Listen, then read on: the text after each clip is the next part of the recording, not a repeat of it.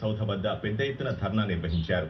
23,667 మంది contract కార్మికులని 2017లో artisan పేరిట నియమించారని తెలిపారు. అయితే ఆర్టిజన్ కార్మికులకు పదవీ విరమణ పొందిన కార్మికులకు కేవలం 80,000 మాత్రమే రిటైర్మెంట్ బెనిఫిట్స్ వస్తున్నాయన్నారు. సంస్థలో 20 నుంచి 25 ఏళ్లు పనిచేసిన కార్మికులకు ఇంత తక్కువ మొత్తంలో పదవీ విరమణ ప్రయోజనాలు రావడం దారుణమని ఆవేదన వ్యక్తం చేశారు. ఆర్టిజన్స్ అందరికీ కూడా కోరుకునేది ఒక్కటే, వీళ్ళందరినీ కూడా కన్వర్షన్ చేయాలని చెప్పేసి డిమాండ్ చేస్తూ ఉన్నాము.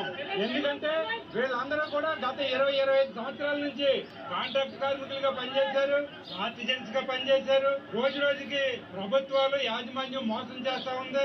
కాబట్టి మేము అడిగేది కేవలం ఎగ్జిస్టింగ్ పోస్టుల్లో కన్వర్షన్ చేయాలని మాత్రం అడుగుతా ఉన్నాము. తెలంగాణ విద్యుత్ సంస్థలో పనిచేస్తున్నటువంటి ఆర్టిజన్లు ఎవరైతే ఉన్నారో వారందరికీ విద్యా అర్హతలను బట్టి కన్వర్షన్ చేయాలని చెప్పి మేము